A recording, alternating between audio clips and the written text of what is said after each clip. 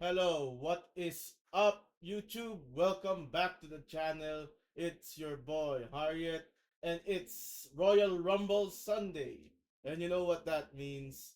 It is now time for another bold review dito sa Sundays with VMX only on Harriet. And today we are going to be reviewing Sirena.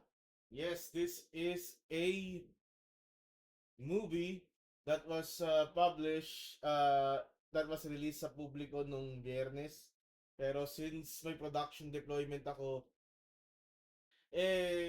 mas minabuti ko na i-move yung review to a later date, which is today. Now, Serena is a movie starring Van Allen, Rica Gonzalez, and Micaela Ras. And nung nakita ko yung trailer na to, ang aking masasabi is more on supernatural side siya. It's one of those BMX movies that thinks out of the box. Anong meant ko na medyo out of the box yung thinking niya? Well, to be honest kasi, dito si Micaela Ras, isa siyang diwata dito or a mermaid. Okay? Siya, this is parang first time ako nakakita ng parang ganitong fictional creature na ilagay sa VMX. And I applaud them for making a coherent story with moral values undertaking under a sexy film category. Okay. So, ito ay tungkol sa mag-asawang si Jonas at si Martha. Si Jonas, played by Van Allen Ong. Si Martha, played by Rica Gonzalez. Si si si Van Allen Ong, isa siyang fisherman na nag-stutter. I don't know if he has Tourette syndrome yung tulad dun sa isang karakter sa South Park. But yeah, meron siyang stuttering illness and frail yung katawan niya. Okay? Ito naman at medyo sira yung marriage nila ni Martha. Meron silang anak na si Ronron at lagi pinikwento ni Jonas sa kanyang anak na si Ronron na may diwata sa dagat na nagbibigay sa kanila ng blessings. Pero yung diwata na to, colloquially, or sa komunidad nilang mga mangingisda, ito daw yung nagbibigay ng sumpa. So it's only Jonas that believes in the opposite of the myth. Ayun. Martha has a complex relationship with Jonas. Paano complex? Siya ay nagiging puta. Okay? She is making herself a prostitute to the villain of the story na si Zaldi. Now, si Zaldi is played by Rush Flores, yung mukhang Bombay sa BMX. And it's a typical Rush Flores role. Okay? What ano meant ko na Rush Flores role? Uh, Rush Flores is always situated on instances that he plays the villain role. Kasi he is an effective kontrabida in terms of the VMX standards. Okay? Sa pagiging kontrabida, epektibo siya. Siya yung mismong douchebag na makikita mo sa mga pelikula. Yung di ba, sa bata pa si Isabel, di ba? Meron siyang pagka-douchebag na aura eh. And that is working well with Zaldi here, who manipulates the family of Jonas and Martha. Nakikipagtalik itong si Martha kay Jonas para magkaroon ng ekstrang kita para sa pagsuspento ng pamilya nila. Now, when it comes to how the fairy, yung ating sirena, pumasok sa istorya, ganito. Nag, nag, naglayag si Jonas, okay, para mangisda. Kasi nangingisda siya mga madaling araw para makarami siguro. At nahuli niya si Sirena. At yung effects dito ng Sirena, meron pa siyang special effects na kumikinang, pinapakita yung gills niya. It was a nice touch. It really is. Parang attention to detail, ika nga. sa karamihan. Maganda yung attention to detail ng pagkaka-makeup dito kay Micaela Ras. Ang problema ko lang siguro is bakit binti yung kay Mika imbes na kaliskis o buntot ng isda, pero siguro mahirap gumawa ng mature scenes dito. Also, note the fact na meron ditong isang kaibigan si Jonas, si Lando ang pangalan, at may asawa siya. Di ko alam yung artista eh. Ewan ko, di ko kilala yung artista bago ata. Sa kikipagtalik rin siya kay Zaldi. So, hindi lang pala si Marta yung binibiktima nito ni Zaldi para bigyan ng mas maraming pera or para bumili ng babae. Eh, si Marta, okay, si Marta at yung babae na yun, they're just horse. Okay, mga pokpok lang sila sa paningin nito ni Zaldi. At ang nakakatawa dito is umuungol yung babae, yung asawa ni Lando. Sabi niya, ang sarap mo, Zaldi ko. And it's like, Zaldi ko is the congressman, di ba? Now you get my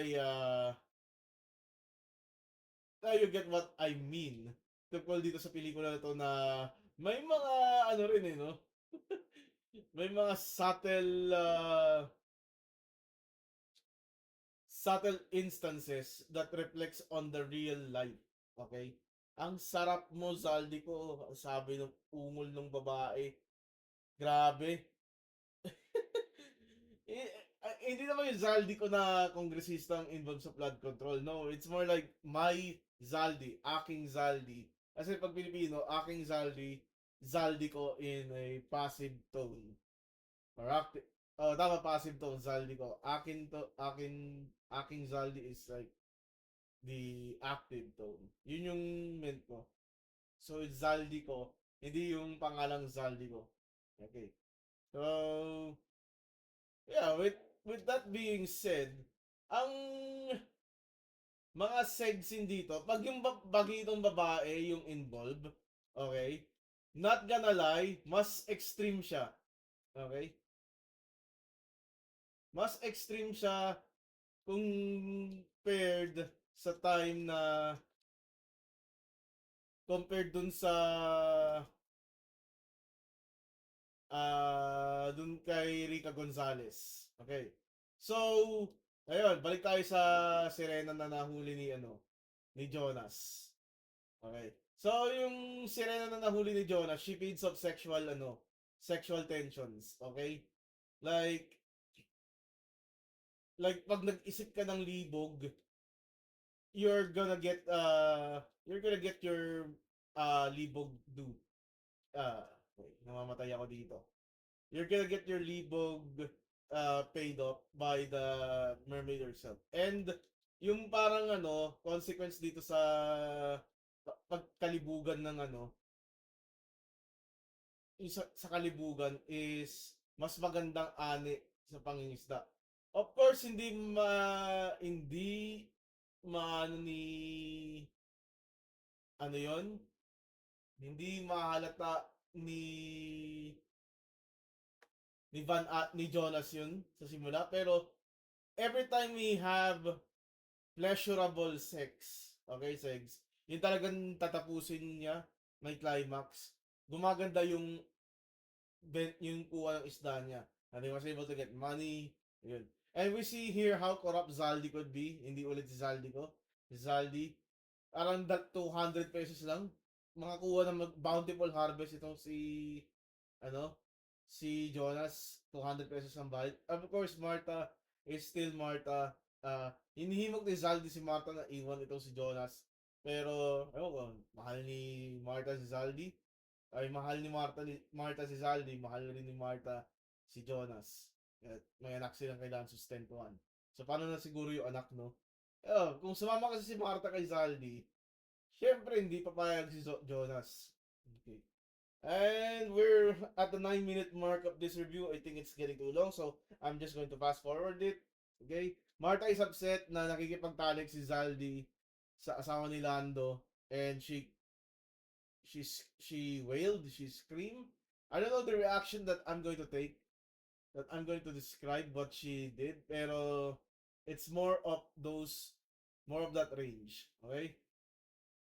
And then there's the fact na ano bang masasabi ko dito?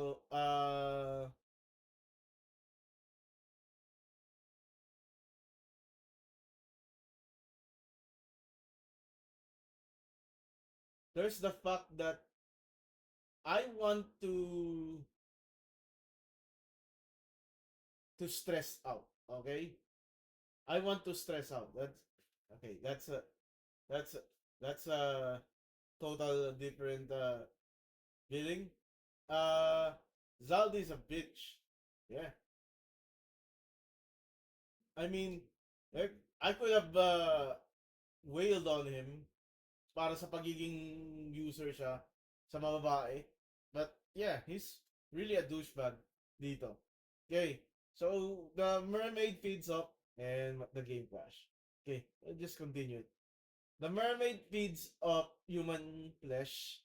That's that's a thing that you need to that we need to understand. At dahil dito, kada talik ni Jonas, ni Van Allen Ongkay, Micaela Ras, dun sa Sirena, nanghihina siya.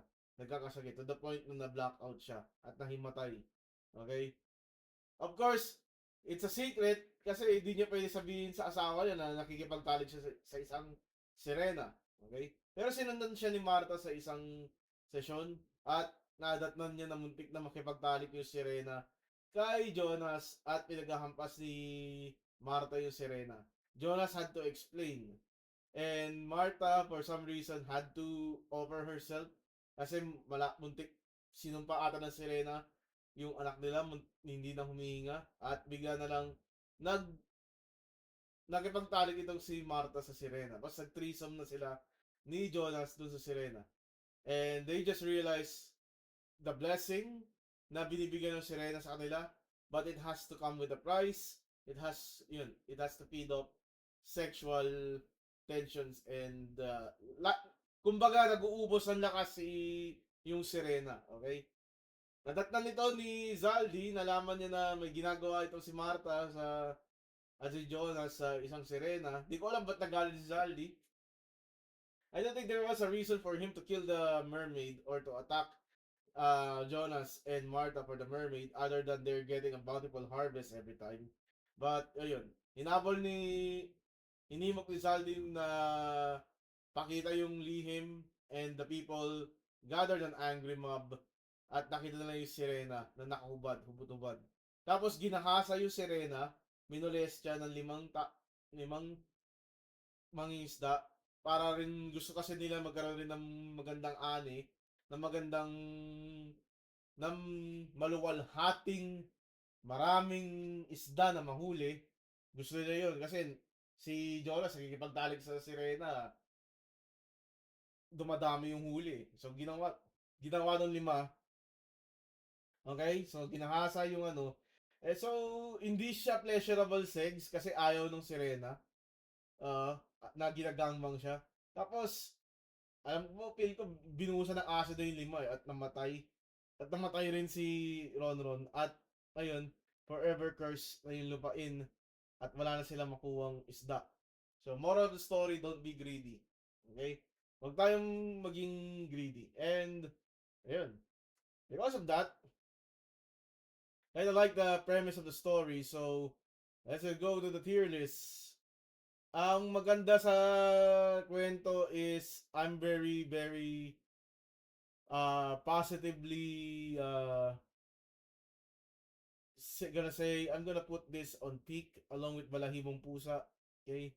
Serena is not your typical BMX movie para sa akin. Serena is more of the fun side. Okay? More fun stuff. And you can't even dispute that. It's it's a good movie. It's a good movie. It has a lesson. It has your good sexy times, diba? Yeah, that's how it goes.